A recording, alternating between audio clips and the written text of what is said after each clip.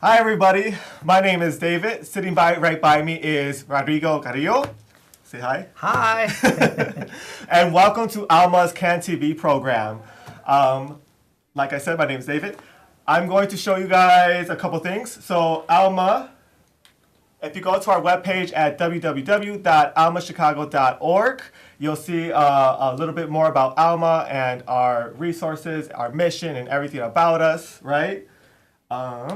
If you look at the screen at the very bottom, while we're talking, you are more than welcome to call in and you can ask questions at any points. You can also go to our webpage where our contact information is there, and you are more than welcome to send us an email about anything that you heard today, and we strongly encourage it. Okay? Awesome. Welcome, Rodrigo. Thank you so much for having me. I'm excited to be here. Awesome, and I'm excited for you to be here. So just a quick thing about Rodrigo. Besides being Alma's board secretary, right, Rodrigo works for the city clerk for City of Chicago. He has an experience of working with different communities all through nonprofit sectors. And besides that, it is a huge honor for you to be here because once upon a time, Rodrigo took over this seat. Yes, yeah. So I'm excited to be here. Thank you so much for having me. No worries, no worries. Rodrigo, we're just going to get straight into it. Today's show, we're talking about Rodrigo's role working for the city clerk and who is the city clerk of Chicago. Plain and simple, you're the deputy city clerk. What does that mean? What does that office do for the city of Chicago? Yeah, great question. So I am the deputy city clerk for City Clerk Ana Valencia. Okay. So City Clerk Ana Valencia was appointed as our city clerk in January of this year. And I was hired on in around February of this year. Okay. Very exciting. But like many Chicagoans, when you think of the city clerk's office, what you think of is city stickers, and that's what we do as an office. We not only sell city stickers across the city of Chicago, we're also responsible for the dog tag license. So if you have a dog, you have to register it with the city of Chicago, our office. I didn't know that. Mm-hmm. And also, we are the record keeper of City Council. So we are responsible for keeping the records for all City Council meetings. Awesome. Thank you for that. Mm-hmm. But you know what? I got to be honest with you, and I don't know if in case of any of our other viewers, I don't really know who our city clerk is. So can you tell us a little bit more about who our city clerk is and what's her role? Yeah, sure. You should know the city clerk. City Clerk Ana Valencia is new to her role, but definitely not new to government. Mm-hmm. So she comes from a small town, Granite City, okay. and she has worked on various campaigns, including Senator Durbin. Okay. She worked at the mayor's office as the director of legislative and government affairs, okay. and most recently was appointed the city clerk of Chicago. Oh, wow. Awesome. Cool. Can you tell us a little bit more about, so city clerk, that is an elected field, right? Correct. You have to be elected to be a person of city clerk, right? What would you say are Anna's goals of during that time, right? City clerk is in office for what, like 4 years? Yeah, so it's an elected position for 4 years. The clerk was appointed in her position by the mayor in January of this year. So she has 2 years left. Okay. The previous clerk was elected to comptroller, so therefore the appointment happened. Okay. So what are the goals? It's quite simple, is to continue to deliver excellent service to all Chicagoans regarding the services that we provide, and also some new initiatives like ensuring that Chicagoans know the resources that we and services that we provide and accessibility to all communities of Chicago. Okay. The most important initiative, I think, for this year is that City Clerk's office was there was an ordinance passed with the City of Chicago in March that we would implement and administer the new municipal ID program. Okay. Municipal, I can't even say that, sorry. Well, we're looking to change the name, believe me. Municipal ID program. Correct. What is that? What Sure. does that even mean? Yeah, it's an exciting new initiative that we are rolling out a Chicago ID for all Chicago residents. Okay. We're not the first city to do this. New York, San Francisco, and Detroit have all done this program of releasing their own city IDs, and I think in today's political climate, this is something that was very necessary in ensuring that we also deliver a Chicago ID. This program started 2 years ago from the mayor's office with different advocates, community advocates and community organizations that worked with different populations that face barriers to obtaining an ID. Okay, awesome. So wait, let me pause you first. So Sure. let's backtrack a little bit. So you said that there has been similar already ID programs, right, existing. Correct. You said New York, Detroit, San Francisco, right? Yeah. What has been the success rate of these ID programs, and why is Chicago deciding to do that? To Yeah. take on this type of program? Yeah, great question. So the thing with these IDs is to ensure that those populations that face barriers to get an ID, that would be able to have an ID while you're walking around in the city of Chicago. Can you give us an example of that? What populations are we referring to? We had advocates that representing the homeless sector, Okay. advocates representing victims of domestic violence that don't have an ID, our undocumented population. Our trans community. Our trans community, LGBTQ Right, trans right. community, are also the returning citizen community. You know, all which face barriers to obtaining an ID.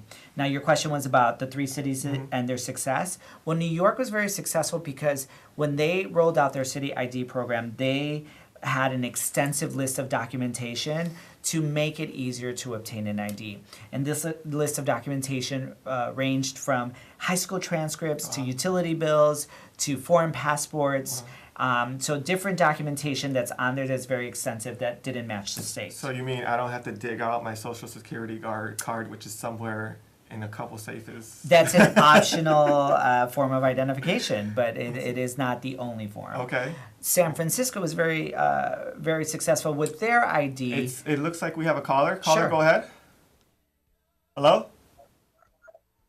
Yes, sir. I agree with most of what you're saying, but I don't think it's right for people like the vets who are homeless. They should get an ID for nothing, for free, as well as everybody else that's a citizen. Now, why should non-citizens get the same piece of paper at the cost of nothing also? That's why all these cities and states are going broke. It may not seem like a lot of money, but a little here, a little there, a little here. That's what happened. So why should my question is, why should they get the same thing as American citizens get? Thank you. Okay, caller. So first off, Rodrigo, I think you can segue of like, is there a cost to these IDs? So we're still just to address. What I'm hearing is that the cost factor, right? So yes, there is a cost to these IDs, and it should range from probably $5 to $7. We're unsure of what the cost is yet because we just finished the request for proposal had closed a couple weeks ago. We're looking at what the technology is going to cost. Rest assured that we're also looking at fee waivers for those populations that face challenges to obtain an ID.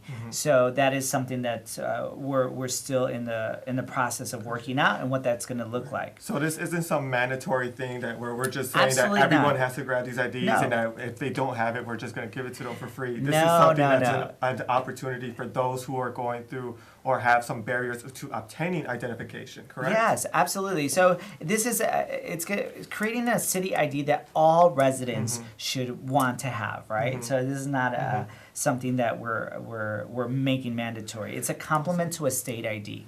So I just wanted to go back to really finishing that. Yeah. San Francisco was very successful because of the fact that they were able to address security, and so they were able to develop the technology to print the addresses on IDs, but not retain that information. Okay. Detroit was very successful with their IDs because they were able to include local businesses to offer some sort of incentive for these IDs. So discounts at local businesses. Cool. So with Detroit, McDonald's got on board, T-Mobile got on board, and Ford even got on board. That's So awesome. those three components, we want to take the best three, and so we're working on different partnerships to establish some sort of discount to get all the residents to want one. I think I was going to say you just. I think that's a good segue towards. So there's all these great things that different cities are doing with their own ID program, correct? Correct. So where does Chicago stand with their I guess we call it like a Chicago card, correct? Well, we're still we're looking to change the name and Okay. looking to do a naming competition. But yes, it will have a name for the card. The one thing that we would like to like take charge of or take ownership of that we're standing out is that we just announced a couple weeks ago the partnership that we are the first city to make this ID your Ventra card, your library card, and an ID all in one. Wow. Yes. Awesome. So that's really exciting, and it's gonna like eliminate three cards out of your wallet Sure. and really be able to carry this ID. Curiosity, I just wanted to start to think about, would you be able to use this ID if, like, say you were going out, me as a young person, I'm going out clubbing and stuff like that, or are they able to like, use it for, like, that type of purpose at all, or would you still have to use a state ID for that? So we're still working with different organizations and businesses to ensure like what would it be used for. But we could tell you this is a city ID for the city of Chicago. It is not a federal ID, so you would not be able to fly with this ID.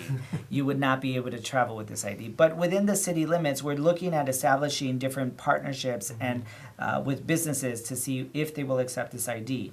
We can tell you that Chicago Police Department has been at the table since day one, and they will accept this as a form of identification.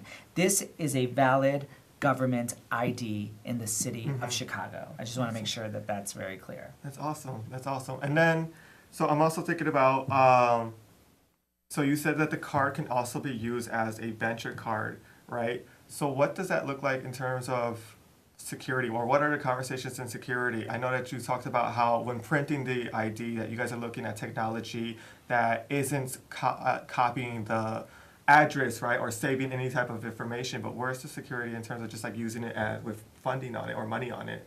Well, so there's a couple points to that. So one is security was our number one priority. We really ensuring that this card is a secure card was our number one priority. That is why the technology is very important. We are not going to be retaining information for the technology. We also want to point out, just as a sidebar, is that we want this technology to be mobile. The city clerk, Anna Valencia, went out to 40, 50 different roundtables in the beginning of the year with all communities in Chicago. She took in the information, what she's hearing, and communities want this ID to be accessible. Nobody wants to go downtown to get an ID.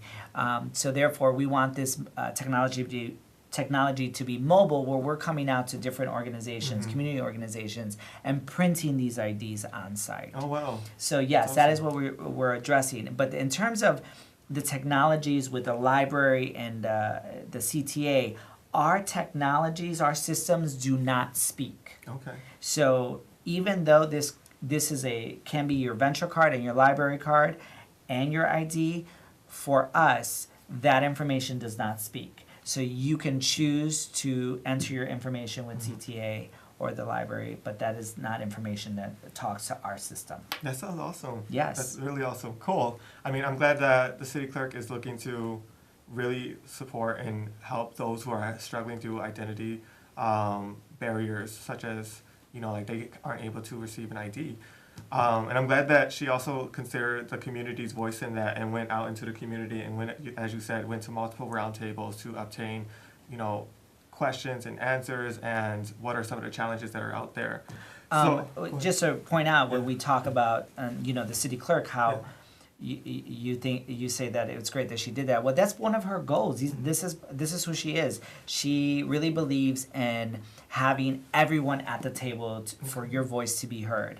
That is why on the trans community, this ID, to point out, you will be able to self-designate your gender.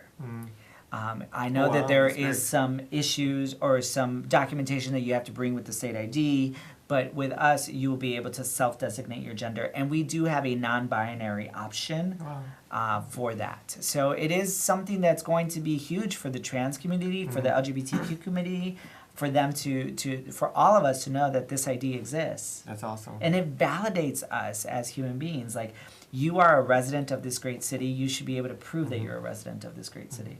That's awesome. I mean, I'm already all for it. I want to apply. How does one person go to apply? When is this supposed to roll out? What's that looking like? Yeah, so the rollout, we're looking to do a small pilot by the end of the year. We're committed to trying to print our first card by the end of the year. And when we say a small pilot, we really mean a small pilot. We'd like to ensure that before the big launch next year, which should be spring of 2018, we not only want to ensure that we're doing this ID the right way and addressing all the issues that we need to address, ironing out the kinks, but we also simultaneously want to work in creating partnerships. So we're talking to sporting teams, sporting arenas, to seeing what type of incentives can we offer Chicagoans to attend a Bulls game. You know, we're looking at those options and creating. Can we do something like with Starbucks where you have like the star thing and you get like a free coffee or something? The Starbucks, definitely. That's somebody that larger businesses. I'm all for it. We're looking at different. We're looking at not only the sporting teams of Chicago, but also businesses, local businesses. We want to promote local businesses and keep the economy flowing. But hopefully we'll announce larger partnerships by the end of the year, That's if not awesome. beginning of next year. I'm definitely gonna come to a point where I'm gonna be like, prove you're from Chicago, show your Chicago card. Yeah, like, your I'm hoping Chicago that's the card. name. I want that to be the name. You Because I want want it to be to be like, show me Chicago. the receipts, show me your Chicago card. I don't believe you. We've heard Shy D. I know that's something Shy that D, really? that's been out there. But it's probably not going to be the name. But Chicago card, yeah, I mean that's something that's out there. Awesome. It's simple. And Cool. Well, we only identify. have a couple minutes. Before we go into some of the things that's going on with Alma, I just want to give you an opportunity to talk about, is there anything else going on in the city clerk's office? Anything else that you guys are working on that you might want to mention to our viewers? Yeah, also the city clerk is working on a new initiative, civic engagement, and really reaching out to CPS and creating civic engagement with students. She really wants students, young people to know that government is an option when you're choosing career. Some of us fall into that, not by that this was my direct goal to become a government worker, but knowing that that's an option. So creating a civic engagement where and access to City Hall and the work that we do and the work that the mayor's office does. She's fairly young too, right? She is 32. That's she's awesome. Good for she's her. young, but you know what? She's energetic and she's really, really transforming the culture, the political culture, and really excited to be part of her team. And we have a great team. That's for sure. That's awesome. Well, Rodrigo, I appreciate you. Thank you so much for educating us a little bit more, talking to us about this amazing things that the city clerk office is doing. Yeah, it's my pleasure. I'm privileged to have worked in the nonprofit sector in different communities, and I have seen firsthand some of the barriers that some of our populations face to get an ID. When I had the chance to work with the city clerk, this is amazing. I'm really proud. She is an amazing leader, and we have an amazing team behind this. So we're hoping that this is going to be 2018 is going to be a little awesome there. Well, yeah. let us know how we can support too. That sounds really cool. Get the word out Get about the word out, right? municipal ID and let our trans community know about the fact that you are able to self-designate your gender. So Awesome. Thank you so much. I appreciate you. no, thank you. For the rest of you viewers, please make sure that you follow us on Facebook. It's a great way to learn more information. We're definitely going to be sharing a lot of information that Rodrigo sends our way, right?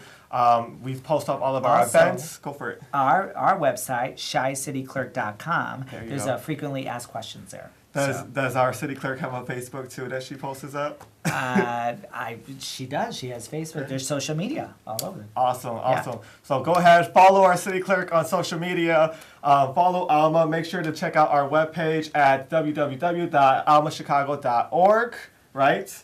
And last, I'm going to end off by letting you all know that we have our Leadership Scholarship application opening up this Monday. This is for young Latinx, LGBTQ identifying individuals to come and be part of Alma's associate board. That's young Latinx, LGBTQ identifying people like myself, hustling and doing our thing, or you. Hustling, doing our thing, and creating platforms for our community, dialogue, and making sure that we're advocating for our community, whether it's in the streets of Chicago, in political office, whatever. It's just like how we have Rodrigo in our city clerk's office getting the word out on. So, thank you so much for joining us, and we hope to see you all soon. Thank you. Thank you.